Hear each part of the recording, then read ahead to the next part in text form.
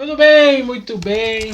Nós fizemos um pré-podcast aqui, vocês nem sabem, vocês estão entrando agora aqui para ouvir aí o Ministério Avivado de Jesus. Mas nós já tava aqui, o assunto aqui, um outro podcast tava queimando aqui, mas não vou postar isso não, vocês vão ficar na curiosidade aí. Exatamente. Lição de número 4 hoje, Já, Ministério Avivado de Jesus. Tá acabando o mês já. Já, Acabando semana já. que vem já é. Já, o janeiro dizem que é o maior mês do ano, né? Não tem fim. Tá acabando, vou começar a fevereiro. Já se passaram 18 dias. E nós estamos hoje para tratar desse assunto aí, né? Nós já vimos sobre o avivamento espiritual, o avivamento antigo e no Novo Testamento, e agora vamos nos concentrar sobre a vida e ministério de Jesus. O legal da lição de número 4 é que não fala o avivamento no ministério de Jesus. Porque senão dá a entender que Jesus precisou de avivamento no ministério dele. Por exemplo, o autor já é enfático. O ministério avivado. Ministério avivado de Jesus. Aí, agora nos outros já é na vida dele. Exatamente. No ministério de Pedro. Aí pode ver que o avivamento ele atua, mas no porque na verdade Cristo, o avivamento emana do próprio Cristo. Exatamente, do próprio Deus. Deixa eu recomendar, eu acho que eu já devo ter indicado esse livro para vocês ano passado, mas como essa aula ela é propícia, esse livro aqui é do Charles Swindoll. Ele tem uma série de livros sobre alguns personagens da Bíblia, né? Esse aqui eu li ano passado, Jesus o Maior de Todos. É um livro muito bom, né? Dá um panorama aí da vida do ministério de Jesus, as implicações da nossa vida. Ele divide aqui em 3 partes o livro. 3 não, acho que é 4 partes. Primeiro falando a criança, depois o rabi, que é o mestre, né? Terceira parte o substituto e a quarta o rei. E sempre fazendo apontamentos sobre a vida e obra de Jesus. E tem bastante aplicações também. É um bom livro assim para quem vai estudar aí sobre a vida de Jesus. É um tema bem interessante aí, um subsídio bom aí. E vocês podem ir se inscrever aí no canal, né? Nosso canal tá quase chegando a 270 inscritos, gente. A igreja tá crescendo aí, o ministério tá crescendo. Tem que consagrar os diáconos e os presbíteros. Vou começar a consagrar os bispos, as bispas. Os apóstolos, né? Vou consagrar um povo aí. Os telocos. Vou começar a fazer uns negócios interessantes aí. Fazer umas campanhas para arrecadar din-din. Fazer umas campanhas, umas revelações que Deus vai me dar assim. Né? Para arrancar o dinheiro do povo. Você não pode falar que o Pelé tá no inferno. Já estão dizendo que o coitado tá no inferno, gente. Não é possível. Ai, Senhor. A gente só não vai dar o nome, mas. Não, é inacreditável. E não pode falar, porque se falar. Não, gente, eu vou fazer aqui uma promessa. Né? Ele vai até aparecido de joelho. Nós vamos gravar um podcast só pra falar do inferno. Só pra falar do inferno, porque a gente tem que quebrar essas teorias do inferno, gente. Não é possível. Porque quem fala muito do inferno, porque gosta fala do inferno. tanto do inferno, Jesus do céu. Fala tem do tanta, céu. Tem tanta coisa bonita pra. Interessante céu, que a Bíblia. céu. É fato que Jesus é um dos que mais falou do inferno. Nos evangelhos. Porém, de passagens claras a respeito do inferno, a gente tem uma, que é a palavra do rico e do Lázaro. E alguns textos particulares para tratar do como será o lago de fogo, etc. Mas o povo fala do inferno aí de uma ficção científica, de umas invencionices, que eu acho que eles leram lá o livro lá do... Como é o nome dele lá? Divina Revelação do Inferno? Isso. Não, tem um outro, o Dante Alighieri, porque o Dante escreveu lá sobre o céu, quer dizer, o paraíso, né? O inferno e o purgatório. Acho que eles pegaram tudo que tinha lá sobre o inferno. Tem esse livro aí também que o pessoal se baseia muito, a Divina Revelação do Inferno. Tem a Divina Revelação do Inferno e a Divina Revelação do Céu. E tantas outras coisas que vai surgindo e diz que isso é canônico. Ou senão o cara dormiu, sonhou com qualquer coisa lá, tudo é diabo, tudo é demônio. É anjo chinês, é não sei mais o que. E não dá certo. Eu falei pra você que fui no shopping em Guaratinguetá e achei lá uma Hashi? Não, Hashi, lá é Hashi. Até eu ia tirar uma foto e te mandar, mas na hora que eu olhei, falei, opa... Tinha que ter mandado, pra gente jogar aqui no canal. Porque o anjo é desmascarar os nossos profetas. O anjo é Hashi, lá é Hashi, que é comida japonesa. Ai, Jesus. Mas, gente, vamos rodar a vinheta aí e nós voltamos já.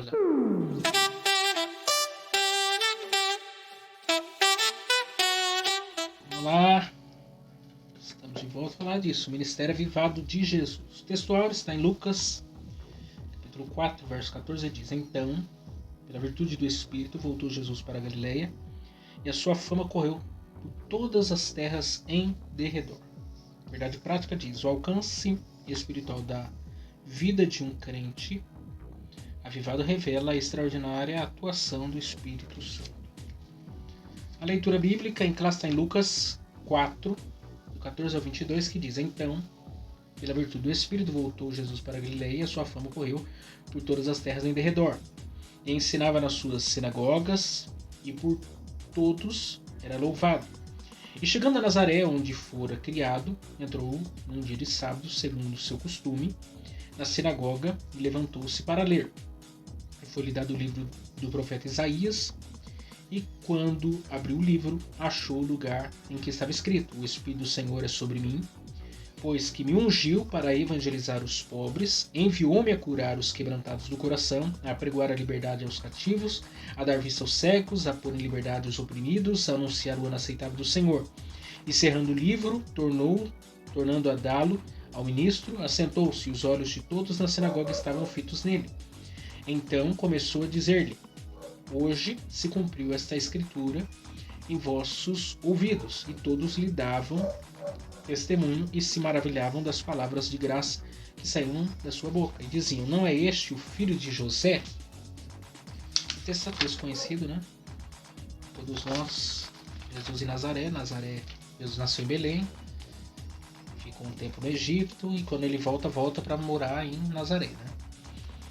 E por isso ele vai ser chamado Nazareno também. E que era um subúrbio, né? Era a ralé de Jerusalém, era lá por da isso Galileia. que a fala de Nazaré. Vem coisa boa Vem coisa boa de Nazaré. Vem ver. Aí Jesus nasce na Nazaré lá. Não, é. E uma fala muito famosa, né? Alguns, inclusive, pediam a Jesus para realizar os mesmos milagres que realizou em Cafarnaum. Em Nazaré, Jesus falou que o profeta na sua pátria não tem honra.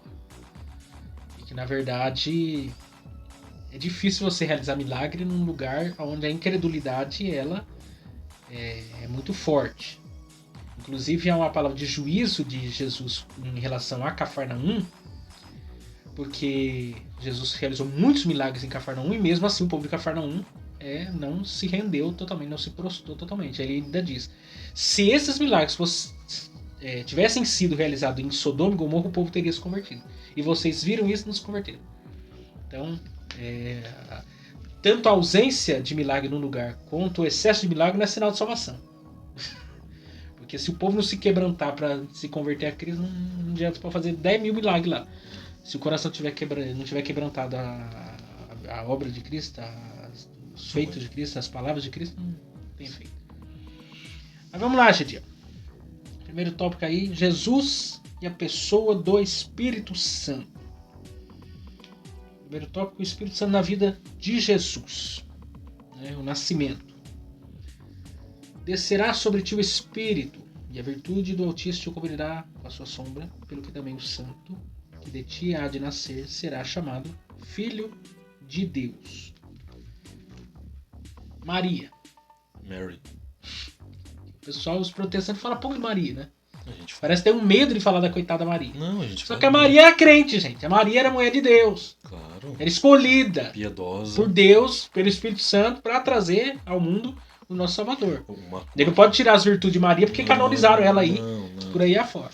Da linhagem de Davi. Ela vem da linhagem de Davi. Todo mundo queria ser uma Maria, na verdade. Se esperava, a profecia iria se cumprir. Todas as mulheres ansiavam, assim, eu posso ser aquela que vai. Agora, pensa bem no ato sobrenatural. Que é um contrassenso. Um ser humano que vai ter lá o seu útero utilizado, onde aquele que é infinito vai ter que ficar limitado a um espaço.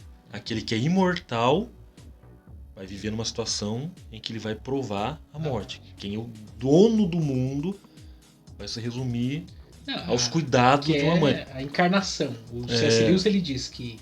Como que a gente explicaria a encarnação?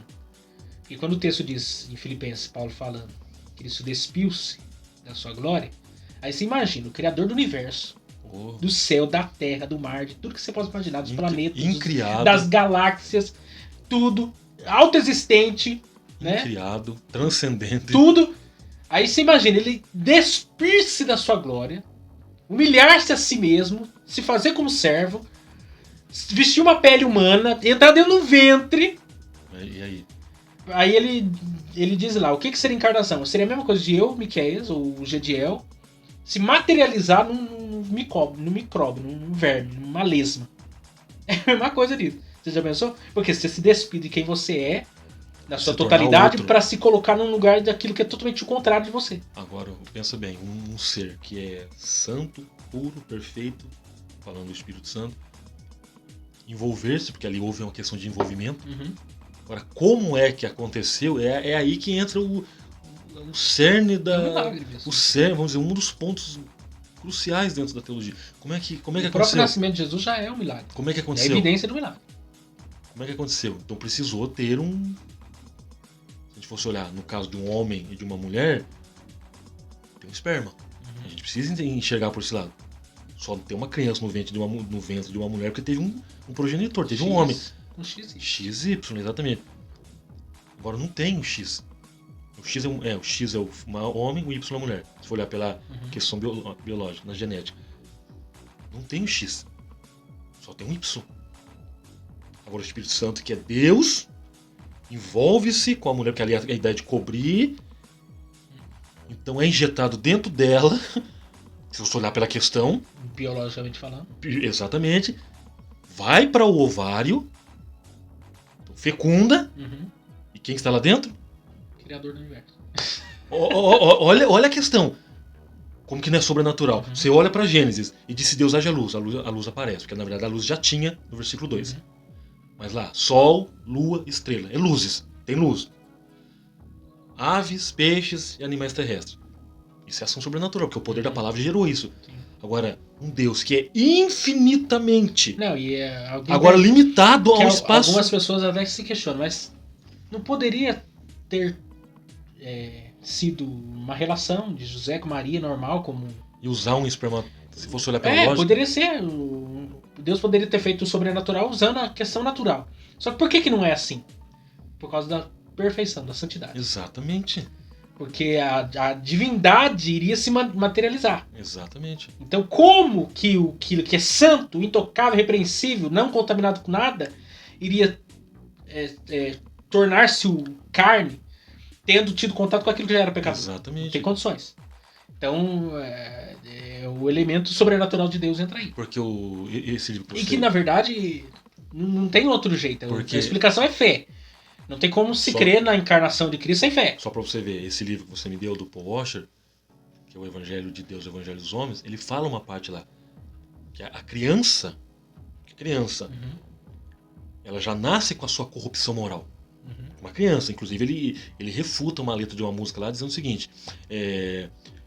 Dei o mundo, que as crianças deem a mão e que elas controlem o mundo e o mundo estará em paz. Ele disse, não. Não é porque é a criança que vai projetar paz no mundo.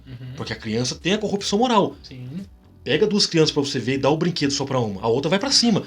Surge a terceira guerra mundial. Então tem corrupção. Agora, se usa a relação sexual entre José e Maria, pega o esperma e utiliza aquilo, aquele esperma, ele é corruptível.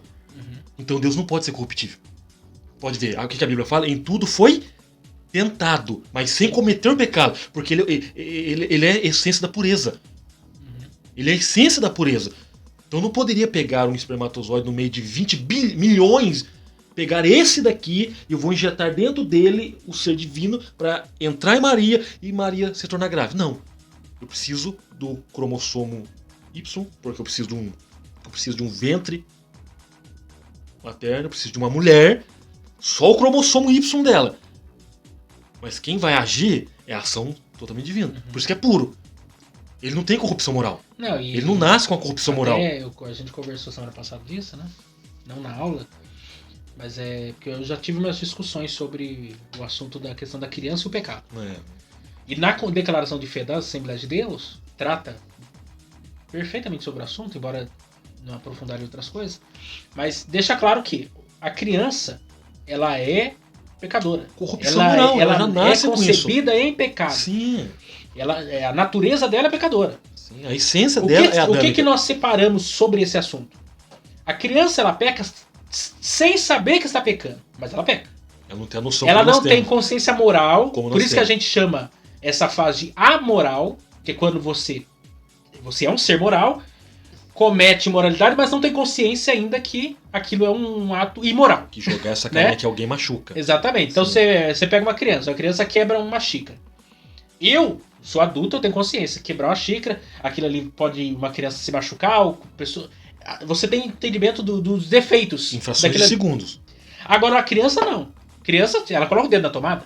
Ela quebra o copo e pisa no carro. Exatamente. Ela não tem consciência de que aquilo que ela tá fazendo é ruim e que traz consequências pra si. Quer dizer, ela é amoral. Ela é um ser moral que não tem moralidade ainda pra entender e por isso peca. Mas peca sem consciência dele. Agora, a partir do momento que ela passa a ter consciência, e aí nós não temos... Não existe uma... a Bíblia não diz assim, olha, com 5 anos de idade ela passa a ter moralidade, então ela é responsável. Não. A Bíblia não diz isso. Uma criança pode chegar à idade da consciência com 5 ou com 10 anos de idade. Com 7, com 8, exatamente. Pode chegar até com 4, dependendo da situação.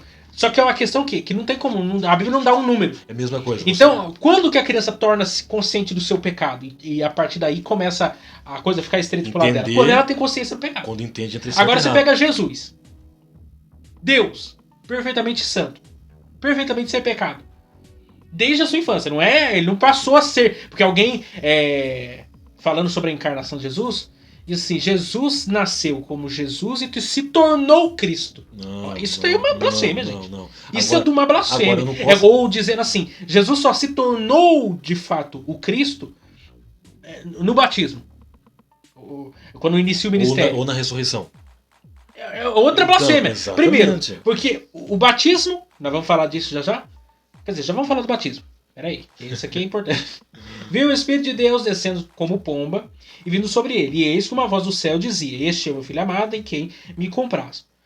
Aqui, né, nós temos o Pai declarando Jesus como seu filho amado, o Filho de Jesus saindo das águas e o Espírito Santo materializado em forma de pomba descendo sobre ele. Quer dizer, a Trindade aqui representada. A pomba está mostrando o quê? A pureza, santidade. Sim. Jesus tinha pecado, o batismo era para quê? E para quem? Se fosse olhar pela lógica... Era para o pecador. Para arrependimento. Para arrependimento. Jesus tinha pecado? Ele vai se arrepender do quê? Vai se arrepender do quê? Ou seja, o batismo de Jesus, na verdade, era o nosso batismo. Porque o batismo que Jesus teve, veio para cumprir a lei, né? Etc. João Batista resistiu até mesmo e tal. Eu que careço ser batizado. Só que quando ele foi batizado, ele não foi batizado pelos seus pecados, ele não tinha pecado. Ele foi batizado pelos nossos pecados. Ele deixou como exemplo. Da mesma forma como ele veio a ser crucificado não pelos seus pecados, mas pelos nossos pecados, ele foi batizado não pelos seus pecados, mas pelos nossos pecados. Sim. É tudo mostrando isso. Então, e aí você vê a santidade de Deus. Por quê? Porque eu posso usar a fala do próprio João. João não tinha visto Jesus ainda. Daqui a pouco Jesus aparece, ele observa e que ele fala, eis aí. Cordeiro de Deus. Que tira o quê? O pecado do mundo. O pecado é do mundo, o pecado não é dele. Uhum. Ele, que não tem, tira o pecado de quem tem. E cordeiro fala de propiciação, fala de expiação, fala de pureza, fala de algo que tem que ser perfeito para ser recebido. Por que não era o carneiro que era né? sacrificado, era o cordeiro? E Hebreus diz que cordeiro sem pecado. Sem mácula, sem nada, e feito uma vez para salvação de todos. Propiciação singular. Nunca mais vai haver outro. Ele é o cordeiro. É interessante que João usa o João. Aí isso mostra a santidade de Jesus. A fala de João inclui ali o prefixo definido. Eis aí o. Ele não diz aí em um. Ele poderia dizer, está chegando aí um. Então tem o 2, o 3, o 4, tem o 5º. Não, ele está dizendo o quê? Eis aí o. Definitivo. Exatamente. Pronome definido. Está aí o único que já foi apontado nos sacrifícios anteriores, que todos os sacrifícios apontam para ele. E a cruz é o quê? A cruz é o altar. Você pode pegar, vamos lá, volta no passado, na antiga aliança. O altar de pedra, 4 pontas. Inclusive tinha 4 pontas que eram 4 chifres. Que ali era amarrado o cordeiro enquanto estava sendo sacrificado o outro. Você olha para a cruz, coloca a cruz deitada. 4 pontas. Quem que foi colocado sobre o madeiro? O próprio cordeiro. E o que Isaías fala? Ele levou sobre si todas as nossas transgressões. Todas as nossas apontam para quê? Para a minha humanidade. Não para a humanidade dele.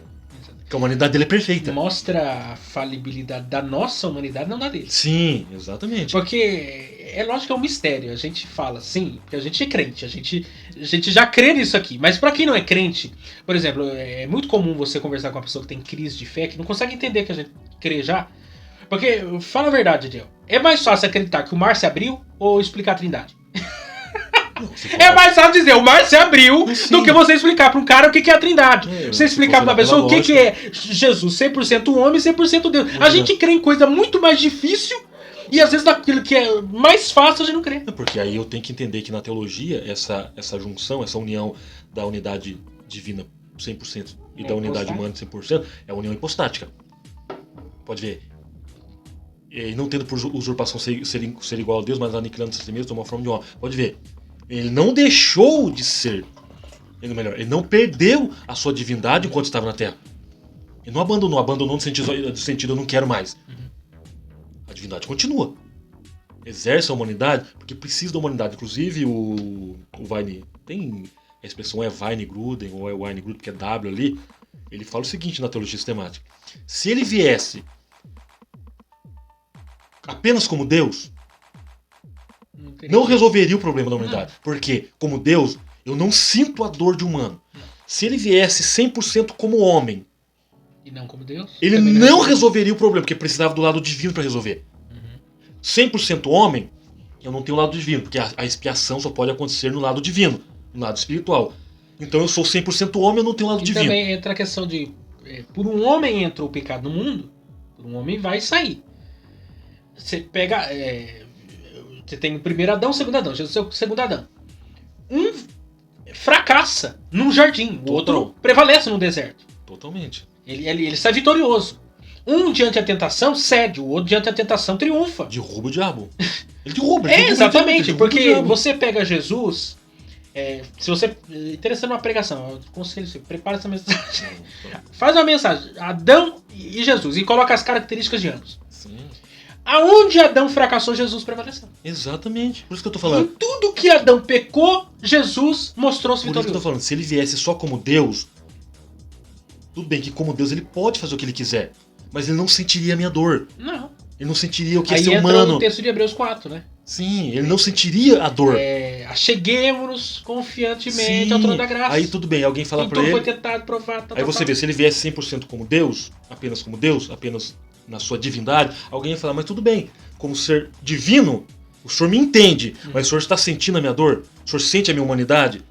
Aí Deus falou, opa, embora alguns eu sei o que é ser humanidade. Embora alguns ainda, mesmo sabendo que Jesus foi 100% homem, quando pegam alguns textos da Escritura, né? Vamos já entrar aqui na questão da tentação.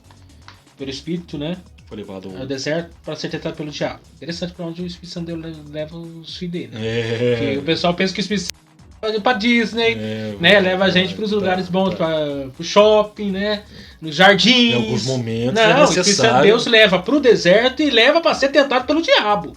Né? Não brinca com o Espírito Santo. Se for levar pela porque às vezes o cara tá na prova e tá achando que quem levou ele lá foi o diabo. Não, quem levou você foi o Espírito Santo. Então, pode cuidado ser aí. que seja o momento de tentação. Só que daí você pega Jesus do deserto. Nós comentamos por cima semana passada. Jesus foi tentado no deserto como um homem. Na sua natureza humana. A mesma fome que um ser humano passa, Jesus passou. As mesmas privações que o ser humano passa, Jesus passou. Quer dizer, ele poderia ter fracassado. Se fosse olhar pela ótica humana, ele poderia ter fracassado. Se fosse olhar só pela ótica humana. Mas ele vence diante de uma natureza humana, ele prevalece. E aí? E aí fica pra nós, que muitas vezes estamos de barriga cheia, nem estamos em jejum, hein? Estamos de barriga cheia, um monte de coisa, na primeira tentação que aparece, cai. Jesus estava 40 dias sem comer. Então, e não cedeu. Por isso que o ministério dele precisa trabalhar com as duas naturezas. Se ele vier 100% Deus, ele não sente o que é ser homem. Se ele vem 100% homem, ele sente o que é ser homem, sente a natureza humana, mas ele não tem um lado divino para resolver o problema. Porque expiação, purificação, santificação, regeneração, justificação, tudo que envolve esse pacote completo da salvação é a questão divina. Por isso que ele vem com a natureza 100% divina e a natureza 100% humana. Eu sinto como homem, mas eu resolvo seu problema como Deus. Aí na tentação, ele deixa a natureza divina, a natureza humana, incorpora a natureza divina, aí ele cruza os braços. Aí ficaria fácil. Pode ver, em tudo foi tentado, mas não cometeu o pecado. E onde é que o diabo ataca? Eu estou com fome. Com certeza o meu psicológico começa a abalar, as faculdades mentais começam a ter falhas. Tem pedras. Pode dar uma boa, um bom pão. Um bom pão. Transforma as pedras em pães. Jesus nem precisou, porque depois da tentação os anjos vêm e servem Porque ele. todas as tentações, né, que Jesus foi submetido, eu acho que o Mateus fala, Lucas, eu gosto mais de quando o Lucas fala da tentação.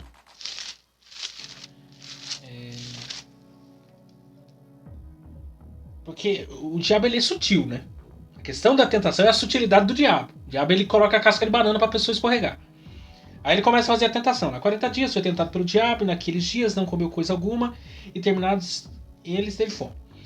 Disse-lhe o diabo: se tu és o filho de Deus, diz essas pedras que se transformam em pão. Quer dizer assim, você não é Deus mesmo? Você não é o todo-poderoso? Você não é o bonzão? E o ser não é condicional? Usa esse poder aí que você tem aí, que você não diz que é Deus. É vaidade. Ele está usando assim, usa a sua prepotência soberba. Você não é o bonzão? Você não se acha Deus? Então usa esse poder que você tem. Aí Jesus sempre confronta ele com a palavra. Responde com a palavra. Não, isso é escrito, que nem só de povo vira o homem, mas de toda a palavra que sai da boca de Deus. Aí tá, o diabo levando a um alto monte. Mas o ser não é condicional? É a mesma coisa, você vai lá pra 2 Crônicas 7,14, ser o meu povo. Uhum. Está condicionando alguma coisa. Se você é Deus, testando Jesus. Então o que você é está condicionado àquilo que você é de fato. Uhum. Aquilo que você é condicionado àquilo que você é. Se você é Deus, está condicionado com aquilo que você é, o ser divino. Fala o seguinte, resolve o problema. É fácil resolver o problema pra você. É interessante que o C.S. Lewis ele diz pra sua que... pessoa. Eu não uso você me referindo a Deus, porque eu vou ser um pronome de tratamento. O C.S. Lewis que fala, né? Se Jesus não era quem ele dizia ser, ele era um mentiroso. E aí? Se Jesus não era quem ele achava ser, ele era um louco. Agora, se Jesus de fato é quem ele diz ser, ele é Deus. Por isso, ele é Deus. Você tem que crer que ele é Deus. Eu tô falando, o ser é condicional. A natureza dele está condicionada àquilo que ele é. Olha, é condicional, não é? Se você de fato é, se tu és o tal Deus, se aquilo que você diz está condicionado àquilo que você é o seguinte, tem pedra aí. Não, e mostra também... É fácil. Mostra também o que? A consciência da carne. Porque o pão sacia a necessidade momentânea, temporária. João vai falar isso lá na frente, né? A consciência da carne, dos olhos sobre da vida. Lá na primeira epístola. Exatamente. Aí depois, o diabo levando a um alto monte, mostrou num momento de tempo todos os reinos do mundo. E o que ele fala ainda? E disse, Dart, como se... Essa é a prepotência do diabo, né? É isso que eu tô falando. O diabo, gente, ele não tem nada. Quando alguém fala assim, eu fiz pacto com o diabo, mentiroso, que o diabo não tem nada pra oferecer, gente. Mas aí, como é que eu entendo ele engana o povo. Como é que eu entendo o Deus desse século? Cegou o entendimento. Porque a ideia de carregar o título de Deus dá-se a entender que tem uma essência, não é essência não, mas tem ali uns resquícios. Não, e olha a prepotência de darem todos os reinos do mundo. Ele não tem nada, o único rei do universo, criador do céu e da terra é o próprio Deus. Por isso que a palavra rei dos reis Senhor só pode aplicar ele, porque ele é o rei sobre todos os reinos. O que a Bíblia fala? O diabo ele é tão imundo que nem a chave da casa dele ele tem.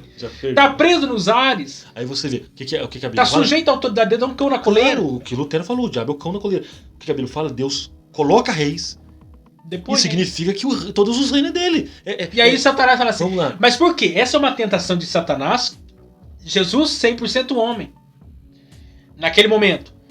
Qual que é a maior tentação do homem? Qual que foi o pecado do homem lá no Éden? Olha, se você comer da árvore do fruto da vida, você vai ser como Deus. Você vai ser diferente. Soberba. Vaidade. A pessoa achar que é alguma coisa. Aí vai lá e... O diabo pode dar como Deus desse século? Não, ele faz mais promessas, né? Porque... Assim, o camarada de uma hora pra outra, você vê, o camarada andava de... Ele é vendedor de sonhos. Chinela havaiana, agora tá andando de Ferracini.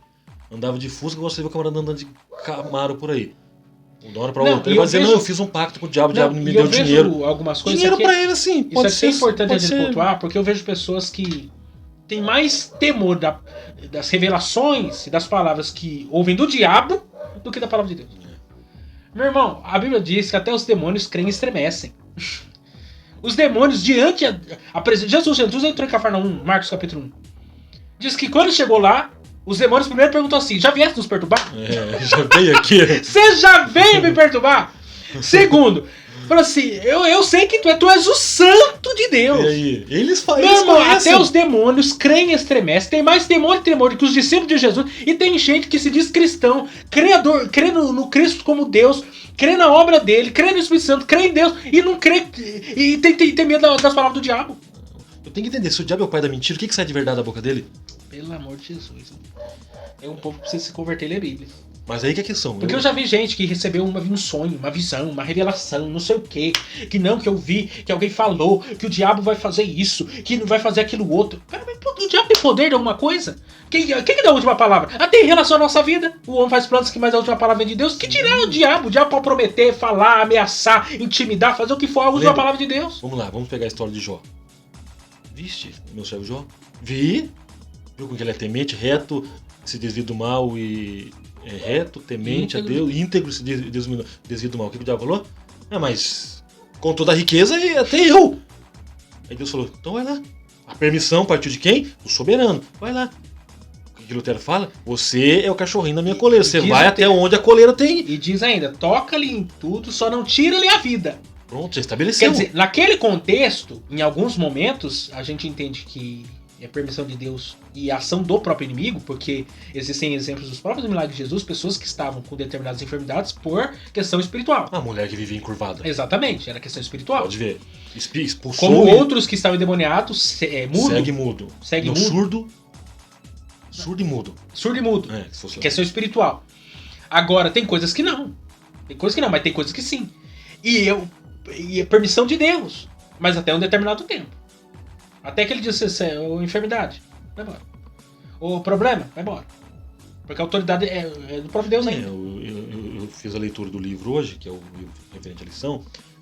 Tem muita da expressão, eu decreto, eu determino. Pra você entender que Deus tem que se adequar ao meu modelo de determinação, de decretar, de impor. Aí Deus fala, tudo bem, eu vou fazer a vossa vontade, não a minha. Agora mudou, é o oleiro, é o barro que dá ordem ao oleiro. O oleiro fala, não, tudo bem, você quer que eu faça um vaso quadrado? Eu vou fazer um vaso quadrado.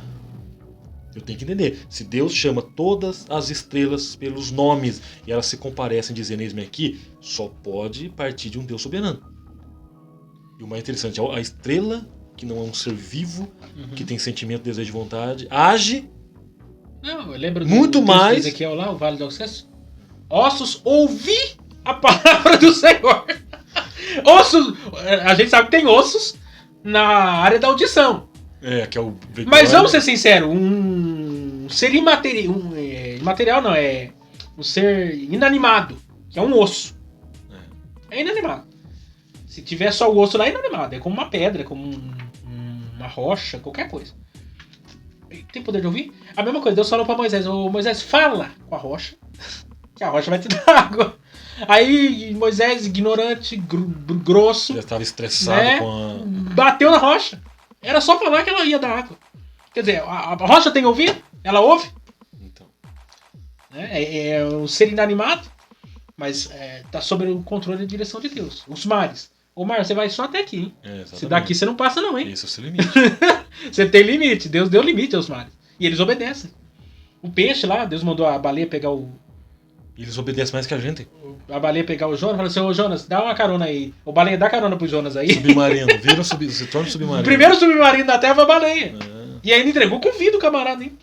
Poderia ter comido ele. Poderia ter palitado o dente, olha, gostei. Segundo tópico aí é o Espírito Santo no ministério de Jesus. Né? Jesus começa o ministério aos 30 anos. Interessante que João Batista e Jesus tem 6 meses de diferença de idade, né? A gente até viu na lição de Ezequiel que era comum, né, se iniciar o ministério aos 30 anos de idade. Né? O Ezequiel havia sido levado para a Babilônia com 25, se eu não estou enganado.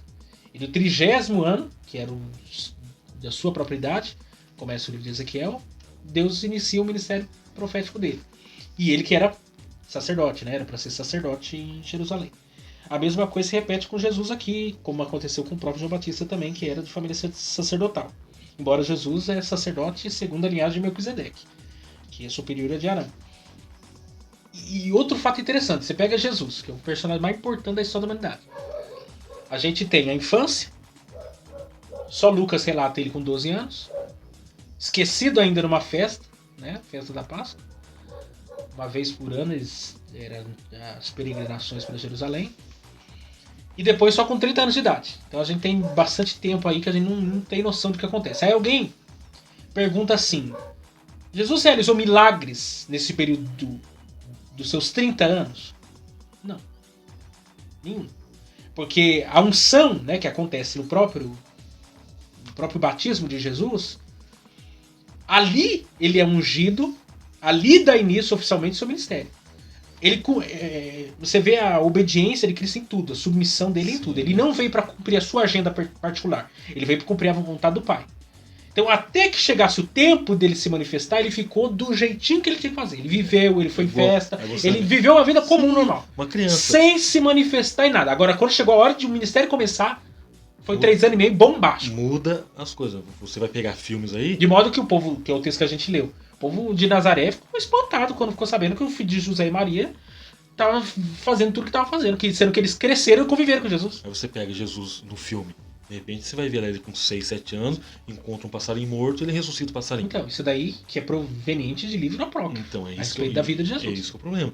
Viver uma vida normal. O que Bíblia... uma criança de 7 anos tem? Uma vida normal. E isso é interessante porque a Bíblia é tão clara sobre isso. Eu já vi umas heresias em cima dessas teses aí do que você está falando do passarinho. Jesus realizou milagres antes dos 30 anos. Mentira, gente. O primeiro milagre de Jesus foi qual? João capítulo 2, que é transformação da água em vinho. Que é nas bodas de Canaã. O segundo milagre é também em Caná, se eu não estou enganado. Né? Que é o filho do... Que é João capítulo 2 também, se eu não me engano. Que é o do centurião? Do centurião. Cadê? Eu só vi pela epígrafe. Aqui... Mas é isso mesmo. Não estou enganado. É o filho do centurião. A cura do oficial do rei. Então, isso daí. É o filho do oficial. É. Que é o segundo milagre de Jesus. Quer dizer, a Bíblia já deixa claro qual foi o primeiro milagre, já deixa claro qual foi o segundo milagre. Por que eu vou supor que a Bíblia esteja errada? Sendo que ele mesmo deixou claro isso. Qual que foi o primeiro milagre? Talvez a gente não sabe qual foi o último. Talvez o ladrão na cruz mesmo. Salvação do ladrão. Se for olhar Mas... ou a restauração de Pedro. Pedro, me amas?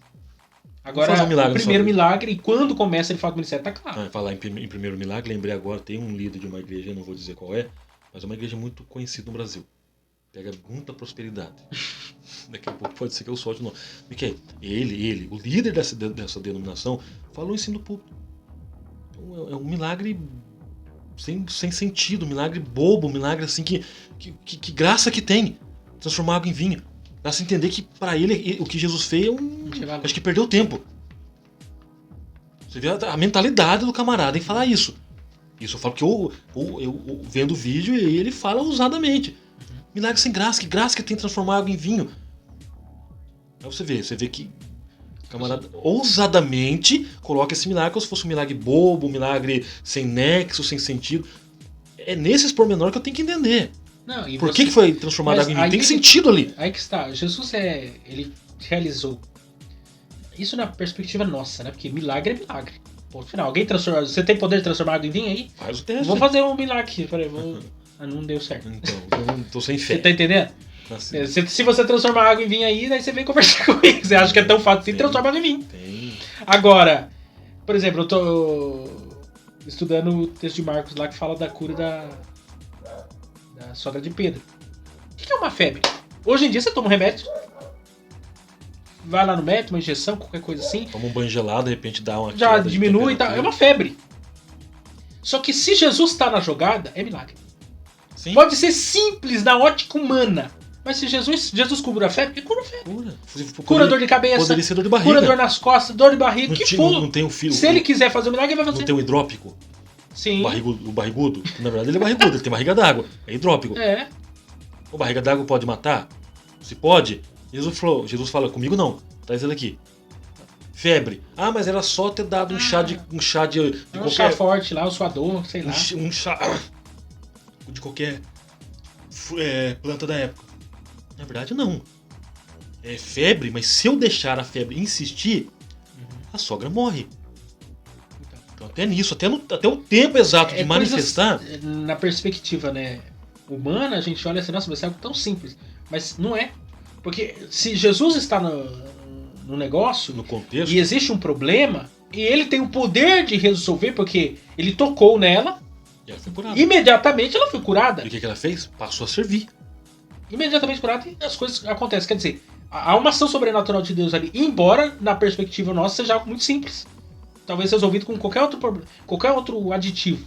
Mas não, Jesus quis. Como Jesus é o mesmo que tocou no esquife lá, que tava saindo o cortejo lá de Naim, A despedida já. e o menino levanta no caixão. Aí. Quer dizer- Filha de Jairo, A filha de Jairo, 12 anos, uma menina de 12 anos. Lázaro, 4 dias, fedendo. Já em estado de Carniça carniça. tava feia ali.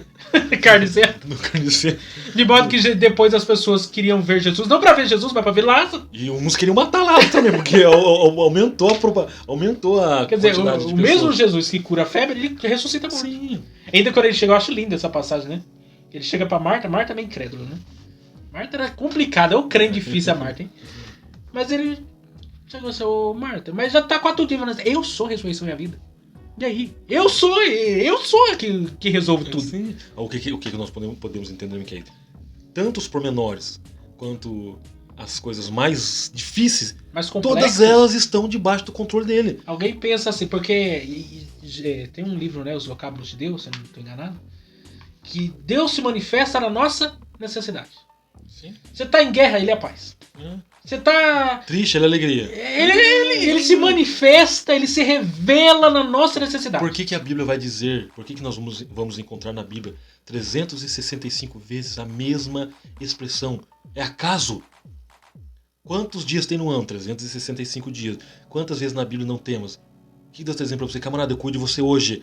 Se amanhã você semana acordar que vivo, vem, eu vou mês que cuidar vem. de novo. Então, É um cuidado anual. não, as variações lá do nome El, né? El Shaddai. É o Elion. Elohim, é o Elion. Tudo mostrando, Jireh. Deus se revelando. Né? Exatamente. O próprio o 7 eu sou, né? Eu sou o pão da vida. Eu sou a luz do mundo. A primeira vez Eu que ele, sou a primeira vez o que ele caminho, a verdade, expressa a vida. foi para Moisés. Diz lá. Quem que... Mas o teu nome, Mas eu preciso quem de um qual é o seu nome. nome assim? Diga que eu sou. Fala Eu pra sou ele. o quê? Eu Assim, sou. Eu sou o que a necessidade se manifestar. Eu sou. O que você Você quer? precisa de proteção? Eu sou a proteção. Você Vocês precisa precisam que de alimento, ligação eu sou- sobrenatural? Eu vou lá e manifesto. Eu sou. Quer dizer, não, Deus- não existe dificuldade para esse Deus. Se fosse olhar pela lógica, Miquel, Deus é o único que pode usar a expressão eu. Que de fato ele é. Não, e é algo que não, por isso que não tem como definir Deus. Defina Deus, não tem como. Ele é. Simplesmente É ele o que eu já falei. Ele não existe, né? Se fosse olhar na linha do tempo, passado, presente e futuro, olhando na nossa ótica, ontem eu estive lá, hoje eu estou aqui, amanhã eu estarei. Deus não. Deus está ontem, Deus está hoje, Deus está amanhã. Porque ele preenche as 3 linhas do tempo. A palavra é. Ele chamou o tempo a dizer. É. E Porque, tá fora do tempo. pode ver. Amanhã. Porque o que é eternidade? Tira 1000 anos da eternidade. O que sobra? Eternidade. Quer dizer, ele tá. Outra coisa complexa. Ele preenche Imagina, vamos tudo. supor que isso aqui é o universo. O universo está dividido por tempo e espaço. Né? Tudo no universo é tempo e espaço. É matemática pura, não tem como. Você tem começo, tem meio e tem fim. O universo não é eterno. Ou infinito, como os cientistas acreditam. não, Ele é tem que- começo, meio e fim. E Deus sabe a extensão dele. E é maior do que ele. E pega toda a água. Sustenta. Aí você tem aqui o universo. A partir do momento que Deus cria todas as coisas, o tempo passa a existir. Porque é uma questão matemática. Ele tá fora do tempo. Ele tá antes. Ele tá antes, ele tá depois e ele tá fora do tempo. Ele preenche tudo. Você tá é entendendo? isso que é a questão.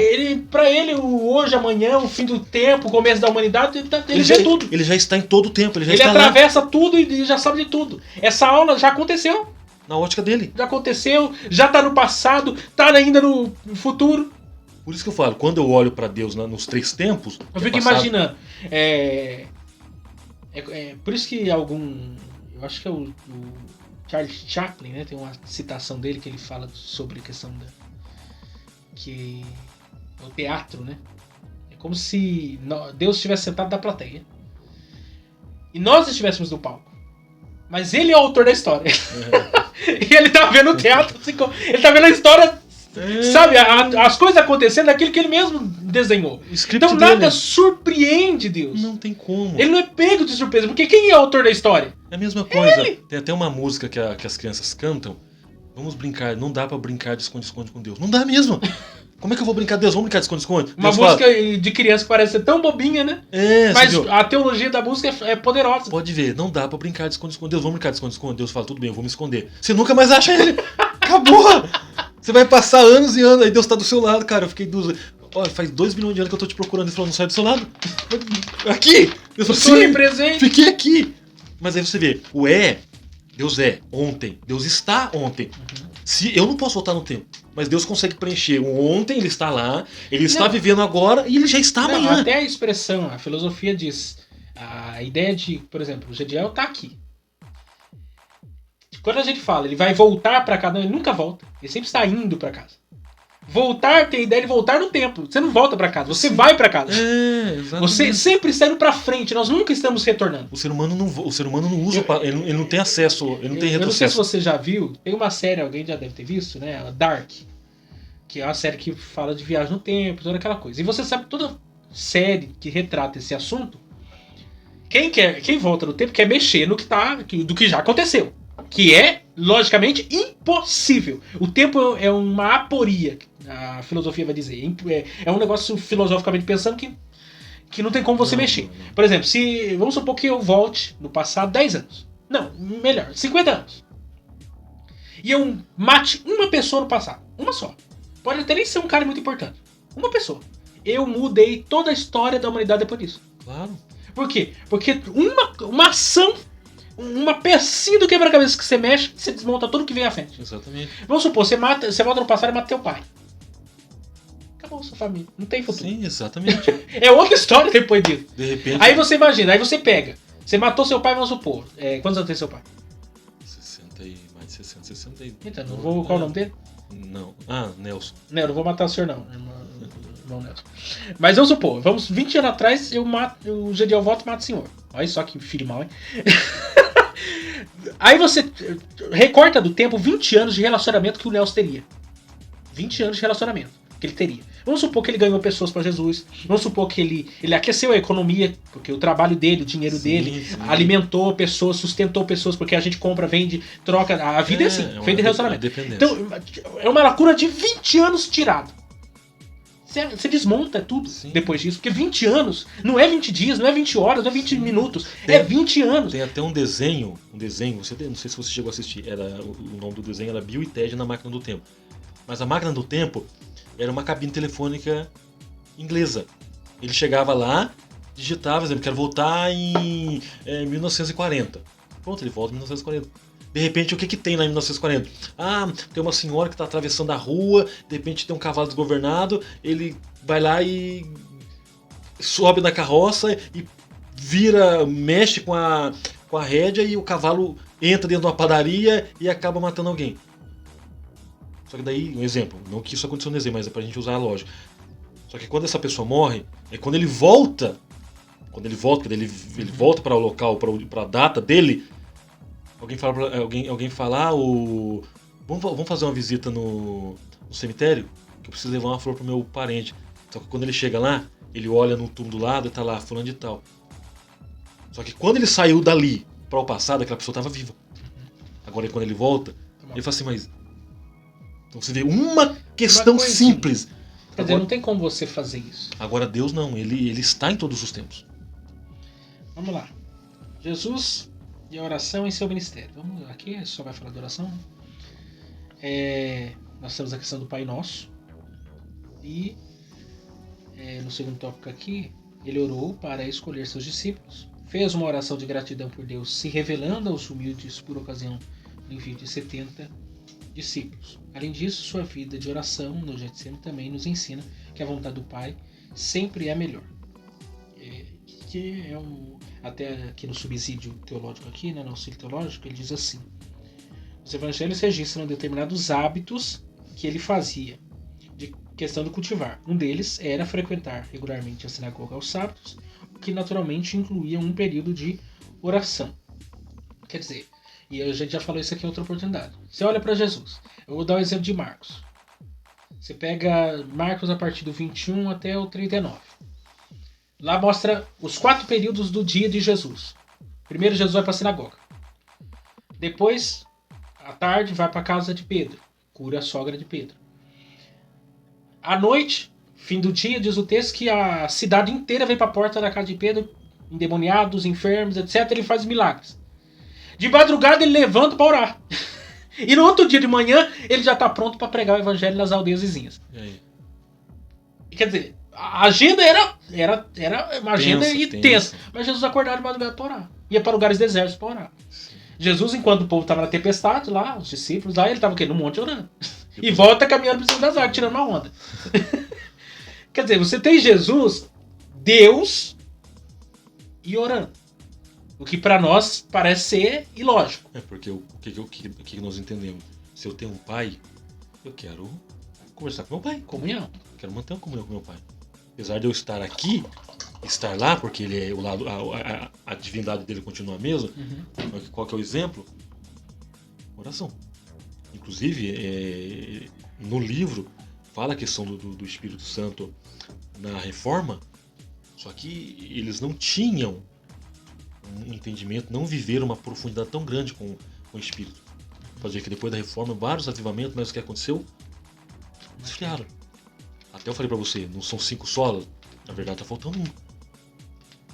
Embora Calvino seja chamado de teólogo do Espírito. E aí, eu preciso entender que só pode haver uma ação de avivamento, no nosso caso, com o Espírito Santo. Mas o ministério de Jesus era avivado. E o que a Bíblia fala? O Espírito do Senhor. O Espírito está sobre mim. E é uma das coisas que a única coisa que os discípulos perguntam para Jesus: ensina-nos a orar. Poderiam ter perguntado tantas outras coisas que nós gostaríamos de ter respostas. Exatamente. Mas eles perguntam aquilo que é de mais importante: a oração.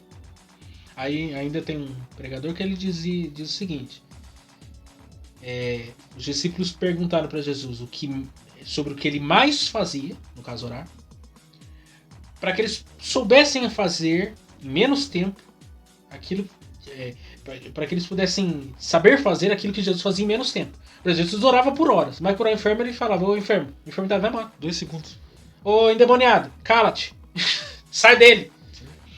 Agora, se o cara não tem vida de oração, é a história é engraçado, mas é a realidade, né? O cara não tem vida de oração, aí ele vai expulsar o demônio. É o caso que olha só, Jesus, no alto do monte da transfiguração, Pedro, Tiago e João. Sim. Pedro ainda queria fazer cabana pra cada um lá, queria morar no monte, que o negócio tava bom demais, que ele queria ficar lá. Moisés, Elias, todo certo. Jesus, Moisés, Elias, não pode morrer aqui. Faz uma cabaninha aí que eu tô aqui. Jesus, você não sabe o que você tá falando, tá fora de si. Aí os camaradas descem do monte. Tem um cara lá que o espírito, o demônio ninguém consegue. Os caras lá 3 horas sem vídeo de oração. E sai, Satanás. O Satanás não sai. E sai, demônio, o demônio não sai. Mas é que a questão, eles não tinham recebido. Eles não tinham recebido poder para expulsar demônios e curar enfermos. Inclusive, eles voltam alegres, tal, o que Jesus falou: regozijai-vos, porque o nome de vocês estão escrito no livro da vida. Então, eles receberam poder e autoridade para expulsar demônio. Agora, por que não saiu?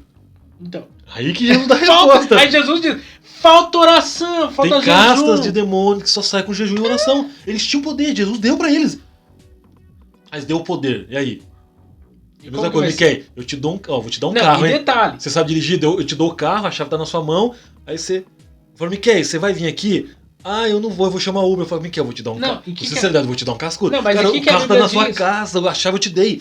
Não, mas eu não sei dirigir. E o que a Bíblia diz? Homens de pouca fé. Sim. Tá lá o demônio, os caras faltam o quê? Falta fé. Porque, vamos ser sinceros, Jesus, o ministério de Jesus é intensivo. Então 3 anos e meio, intensivo. Foi direto. Negócio sem parar. Pá. Todo dia tinha milagre. Todo dia era um negócio extraordinário. 3 anos e meio os camaradas vivendo a chuva de milagres. Por que eles... Era um treinamento intensivo? Porque Jesus iria ser retirado. Sim. Em outras palavras, meu filho, olha, aprende a lição aqui, porque eu vou embora. E se vocês não aprenderem a lição, eu quero ver quem que vai expulsar o demônio aqui depois. Jesus fala: eu vou ficar com vocês até quando, geração incrédula? Eu vou ficar com vocês até quando? Você tá entendendo? Porque se eles não entendessem a seriedade disso, quando Jesus fosse retirado, eles iriam ficar o quê? Perdidos. Inclusive, quando Jesus, depois da ressurreição, eles estavam o quê? Trancadas, as portas trancadas, dentro das casas com medo. Jesus entra, né, atravessa a porta e diz: paz seja convosco. Porque os caras estão de porta trancada, ninguém quer. Ele acha que só de ouvir alguém bater na porta já tremia as pernas. Aí Jesus falou assim: eu vou nem bater na porta, vou entrar direto, vou atravessar a parede. Você. Não assustar ninguém. Vou fazer uns negócios aqui de desenho de super-herói. E pra mostrar pra eles: meu filho, paz. Porque vai acabar isso aqui. Aí as coisas vão melhorando e começa a igreja como? Eles orando no templo. O primeiro milagre depois da começo da igreja é o quê? O coxo. E eles estavam onde? No templo orando. Sim. Hora nona, que era a hora da oração. Tava lá o quê? A hora da oração. Foi a mesma hora que Cornélio estava orando. Estabeleceram um momento, tudo, né? A vida de oração dele. E a hora nona era a mesma hora que Cornélio estava orando, que teve a visão do anjo. Pode hora nona, que é às 15 horas. Às 15 horas. Então, vida de oração é a mesma coisa. Eu não lembro, eu tenho que achar quem é o escritor dessa fala. Eu nunca orei uma hora. Mas eu nunca fiquei uma hora sem orar. E tem um outro que fala que a oração é a chave do dia. O cadeado da noite. O que ele está querendo dizer? Abra o dia orando e fecha o dia orando. Ah, mas eu não posso dobrar o dia. Se eu estou caminhando, se eu estou pedalando... Não, mas aí, própria ideia de orar sem cessar é relacionamento o dia inteiro com Deus. Mesmo que eu não esteja no templo. Porque eu gosto de dar esse exemplo de você que é casado aí. Quantas vezes você fala com sua mulher durante o dia? A mulher fala muito. Mais do que o homem, 2 vezes, né? Dizem que o homem fala 5.000 palavras por dia, a mulher fala umas 15. 1.000 palavras. 2 vezes mais que o homem. Vai se deitar ainda fala mais 15 mil. Aí você pega. Desde a hora que você levanta até a hora que você vai dormir, você falou o dia inteiro com sua esposa. Pode ser das coisas mais sérias, das mais simples, você falou com ela o dia inteiro. Ou falando, faz isso, ou faz aquilo, ou você viu coisa, você viu outra coisa, você conheceu. O dia inteiro falando. A mesma coisa com Deus. Não é uma pessoa? Não é relacionamento? Você vai falar o dia inteiro. O dia inteiro você tá ali. Senhor, meu Deus do céu. É que às vezes a gente tem uma visão de oração como algo muito formal, né? Senhor, meu Deus, tu que estás assentado sobre as estrelas, sobre a terra, tu que és inoxidável e tal, aquela oração assim, que os caras oram bonito só na igreja. Gente, oração é relacionamento, é conversa, é falar com Deus, é conversar, abrir o coração, não é uma reza igual os católicos fazem. Não, é você falar, oh Deus, tá acontecendo isso. Ele já sabe o que tá acontecendo.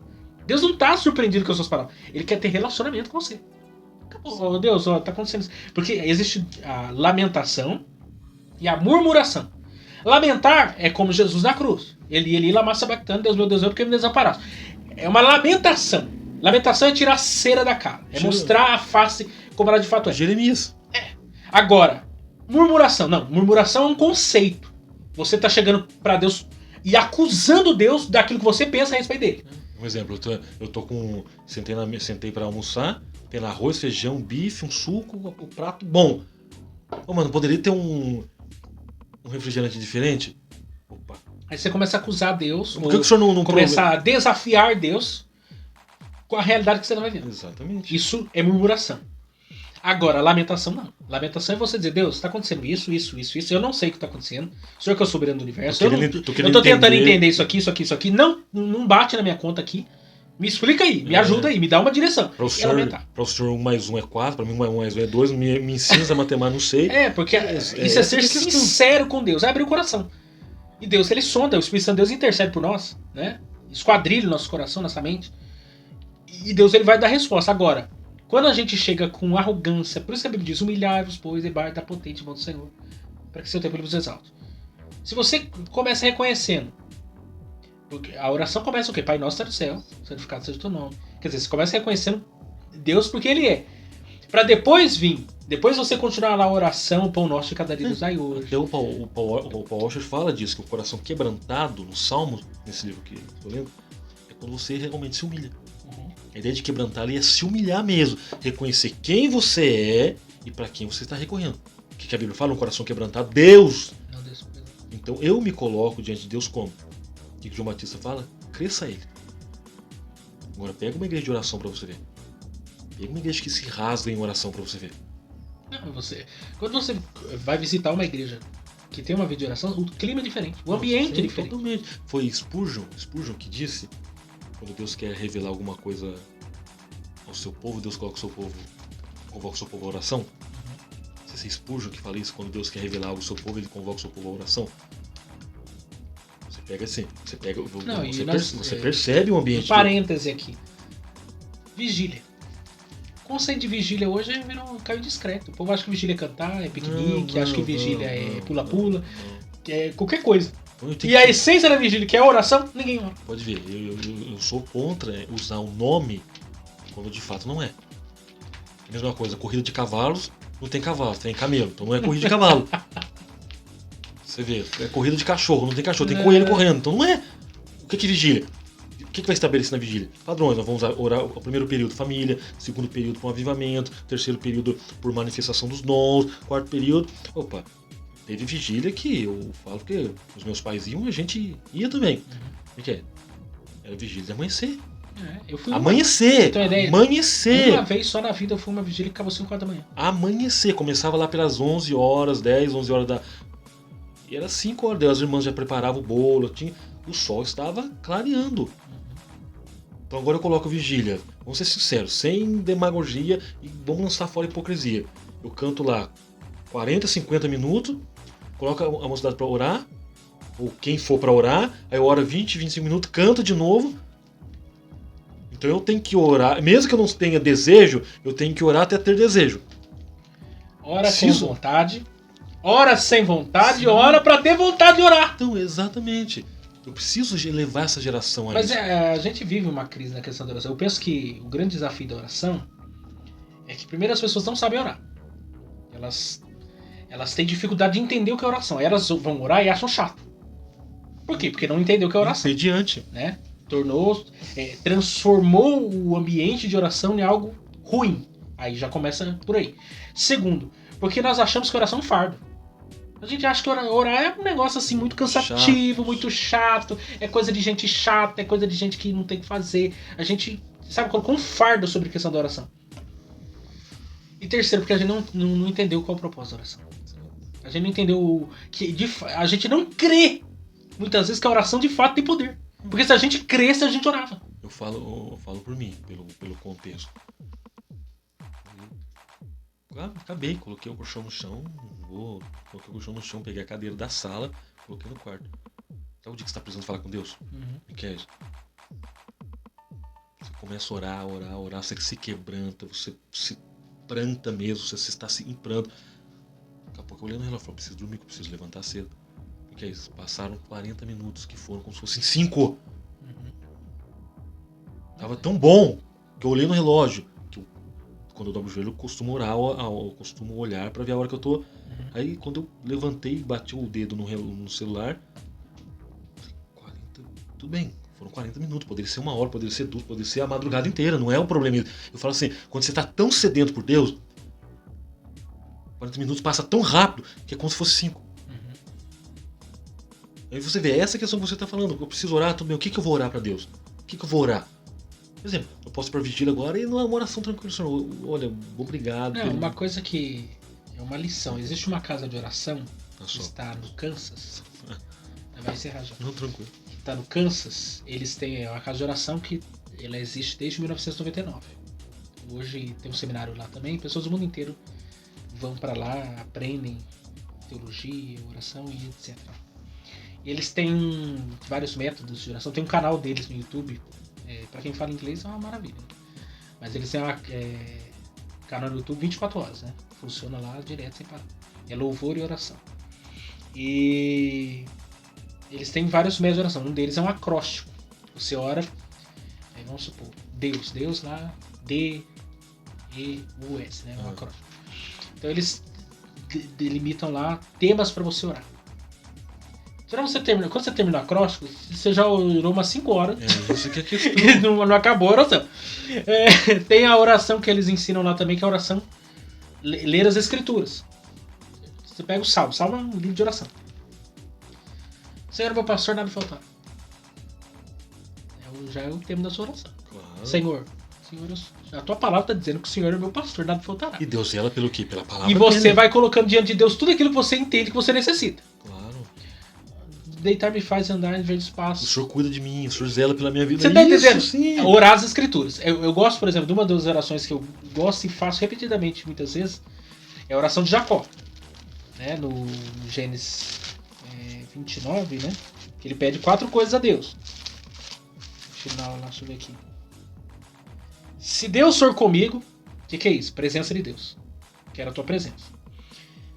Se me guardar nessa viagem que faço, proteção. E me der pão para comer e veste para vestir, sustento. providência, sustento. E eu em paz tornar a casa de meu pai, o Senhor será o meu Deus, que é a paz, que é comunhão, relacionamento. Quer dizer, é uma oração de 4 assuntos. Senhor, eu quero a tua presença. Senhor, eu quero a tua proteção. Senhor, eu quero a tua provisão.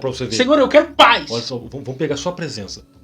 O que eu faço? Senhor, enquanto eu estiver caminhando, faz eu sentir a tua presença. Se eu for trabalhar, faz eu sentir a tua presença, porque a tua presença afugenta o medo, afugenta a angústia, afugenta a tristeza. Pronto, Miquel, só aí, ó. Quando você vê, você já passou meia hora só ali, só na presença. Senhor, como é bom. Aí você lembra, Senhor, deve ter sido extraordinário Moisés falando, eu não saio daqui se a tua presença for comigo. Senhor, não dá pra viver sem. O que o salmista falou? Não me lances fora da tua presença, não me lances fora, porque eu não vou conseguir viver. Não, e fora os salmos que fala de confissão de pecados. E como pecadores nós somos? Senhor. Quanta coisa que a gente tem que confessar pra Deus. É só questão de aprender. Depois que aprende. A gente tem que aprender a orar. Se matricular na escola da oração, de fato. Tem um livro com esse nome, né? Esqueci agora, não. Mas eu tenho um livro lá, eu fiz ele. É um livro, na verdade, é livro mesmo, só que ele é pequeno. É O Homem que Orava. É o tempo todo. O camarada gostava tanto de orar que vamos orar. Ele falou, é pra já. Um livro que eu indico pra vocês é o Diário de David Brennan, que foi quase genro do Jonathan Edwards. É sensacional. É pra torcer o cabra assim, ó. Fala assim, você não é crente não, rapaz. Esse cara aqui que é crente. Porque o cara ia pra florestas orar, o cara ia pro bosque orar, o cara doente, no meio do nada, falava assim, eu preciso da presença de Deus. É um negócio missionário, né, entre os índios americanos, os nativos americanos. É uma coisa sensacional. E ele conta lá da vida, e fora o conhecimento teológico que ele tinha, que ele descreve no livro, porque é um diário pessoal dele, foi publicado como um livro, mas ele não está escrevendo para ninguém. Ele está simplesmente derramando ali o coração dele, as experiências dele, a vida dele. E quando você lê e você vê que aquilo tudo é verídico, não é história inventada, é a vida dele que está ali diante de você. O que eu sou? Né? Inclusive a faculdade de Princeton existe por causa desse cara, porque houve uma contenda lá, um boato que levantaram contra ele, ao ponto de alguns professores se dividirem numa universidade nos Estados Unidos, e a Universidade de Princeton começa por causa disso. Por causa desse cara. Porque saíram em defesa a ele por causa do boato que levantaram contra ele, que ele foi expulso da universidade. E aí, por causa disso, a faculdade de Princeton passa a existir por causa de um cara de oração. Inclusive, nós temos hoje o material dele, Jonathan Edwards, que publicou o livro dele, né? O diário dele, com consentimento já no lei de morte. Ele tinha... como é o nome daquela doença lá? Esqueci o nome. Ele tinha uma doença lá. A pessoa tem problema de tosse e sangue. Tuberculose. Ele tinha essa doença e morreu muito precocemente, 29 anos. Mas deixou um legado que atravessa os séculos até hoje. Quer aprender a orar? Vá aprender a orar com o bendito do David Brennan. Gente, vamos encerrar, que acabou nosso tempo. Uma vida na unção do Espírito, né? Nós já falamos aqui, a unção do Espírito na vida do obreiro, né? É por isso que eu falei. Oração, aqui a lição fala oração, o jejum e o estudo devocional da Palavra de Deus. Que é necessário. Por isso que eu falei, a reforma teve 5 solos, mas faltou só o Espírito. A unção do Espírito é diferente. De fato, o avivamento é aquilo que eu desafiei vocês semana passada. Passa 30 dias, oração e leitura da palavra. Vamos ver se não acontece nada. Eu duvido que não aconteça. Semana que vem, o avivamento na vida da igreja. Vamos falar de Atos dos Apóstolos. E tudo tem uma sequência. Antigo, Novo Testamento, o Ministério de Jesus e a vida da igreja. E depois alguns personagens que a lição vai tratando até chegarmos nos dias atuais. Deus abençoe vocês e até semana que vem.